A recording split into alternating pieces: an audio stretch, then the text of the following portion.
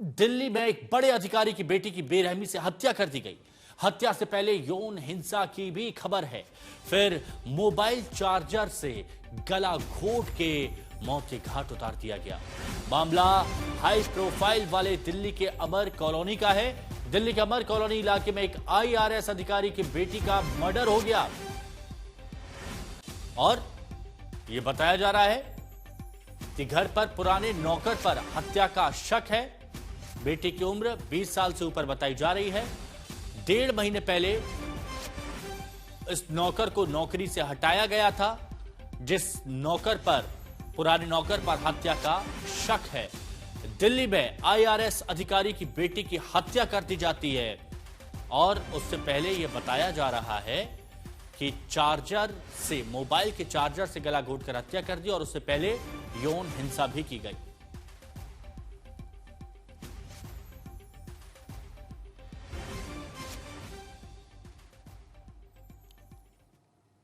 South Delhi के posh इलाके कैलाश हिल से एक बेहद दुखद खबर सामने आई। यहां पर 22 साल की एक लड़की की हत्या कर दी गई और आशंका इस बात की भी है कि हत्या करने से पहले उसका सेक्सुअल असॉल्ट भी उसके साथ किया गया था। ठीक इस वक्त हम स्पॉट पे मौजूद हैं। पुलिस की टीम यहां पर है, फॉरेंसिक टीम है। पुलिस को इसकी जानकारी जब मिली, पुलिस की टीम पहुंची तो पता चला कि लड़की के पिता आईआरएस ऑफिसर है और सुबह के वक्त जब वो अपनी पत्नी के साथ जिम गए हुए थे तो जो बेटी थी वो घर पे अकेली थी और उसी दौरान कोई शख्स दाखिल होता है और उसी ने जो मोबाइल चार्जर है उससे गला दबाकर हत्या की। सेक्सुअल असॉल्ट की आशंका है। पुलिस को फिलहाल पोस्टमार्टम रिपोर्ट का इंतजार है। घर में कुछ अलमारियां जरूर खुली हैं लेकिन पूरी तरीके से लूटपाट के भी निशान नहीं मिले।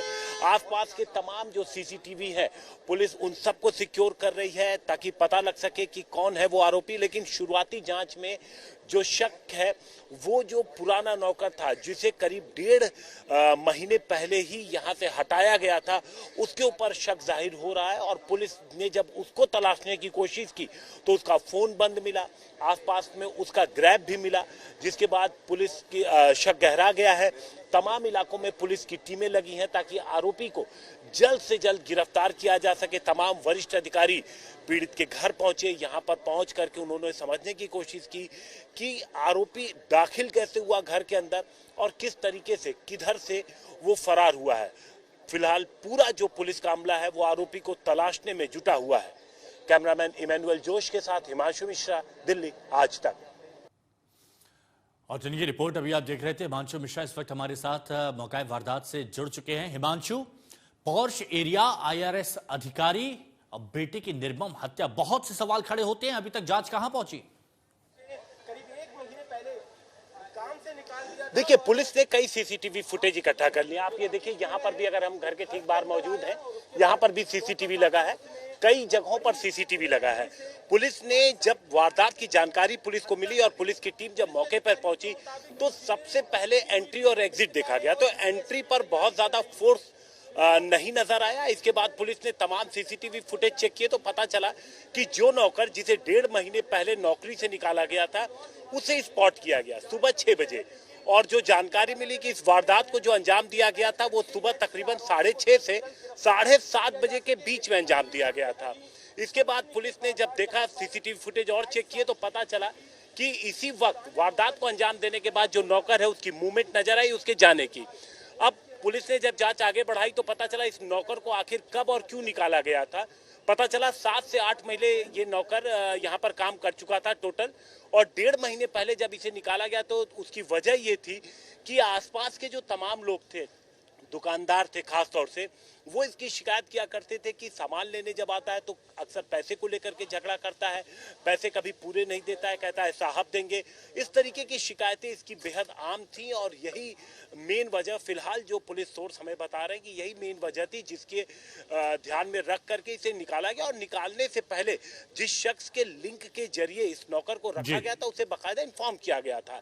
और उस दौरान कभी पुलिस का यह भी कहना है कि उस दौरान इसकी इंटेंशन कभी ऐसी थी, इसको लेकर के भी कभी कोई बात सामने नहीं आई थी। अब वो सुबह यहाँ पहुंचता है, बाकायदा उसे पूरा दिन का देखिए घटनाक्रम उसे पता, घर में कौन कब रहता है, क्योंकि वो 7 महीने यहाँ काम किया था। उसे पता है कि किस तरीके से सुबह जो साहब और मैम है दोनों लोग निकल जाएंगे जिम के लिए, उसके बाद दिन में 2 और नौकर अलग अलग आते हैं, 3 नौकर आते हैं, एक और आता है दिन में, तो उनकी टाइमिंग भी इसे पता थी। इसलिए शायद इसने सुबह का वक्त चुना और सुबह तकरीबन 6:30 बजे के आसपास वो घर में दाखिल होता है। चूंकि बेटी पहचानती थी, शायद उसने एंट्री दी या नहीं दी, इसकी अभी जांच की जा रही है। उसके बाद ये घर में दाखिल होता है, किस तरीके से दाखिल हुआ ये फॉरेंसिक टीम अंदर है वो क्लियर करेगी। उसके बाद इसने मोबाइल का जो वायर होता है, चार्जर वायर जो होता है, उससे इसने गला दबा के हत्या की और आशंका इस बात की है कि सेक्सुअल असॉल्ट इसके पहले उसने अंजाम दिया। पुलिस को फिलहाल रिपोर्ट का इंतजार है, रिपोर्ट आएगी तो वो चीजें साफ हो जाएंगी। और इसके बाद पुलिस ने जब पूरे घर की जांच की तो कुछ सामान गायब है, लेकिन क्या सामान गायब है वो अभी साफ नहीं है। कई टीमें पुलिस की बनाई गई हैं, नौकर को तलाशने के लिए कई टीमें अलग अलग इलाकों में रेड कर रही हैं। उसका मोबाइल फोन उससे थोड़ी देर पहले स्विच ऑफ हुआ था। तो इन सारी चीजों को ध्यान में रख करके पुलिस उसको ट्रैक करने के लिए तमाम जो तरीके हैं वो अपना रही है। सीसीटीवी फुटेज के जो तमाम ट्रेल हैं कि स्पॉट से निकलता है तो किस तरफ भागता है, वो सारी चीजें हैं वो तलाशने की उनको ध्यान में रख करके कोशिश की जा रही है, ताकि जल्द से जल्द जो है वो आरोपी को गिरफ्तार किया जा सके। जी हिमांशु।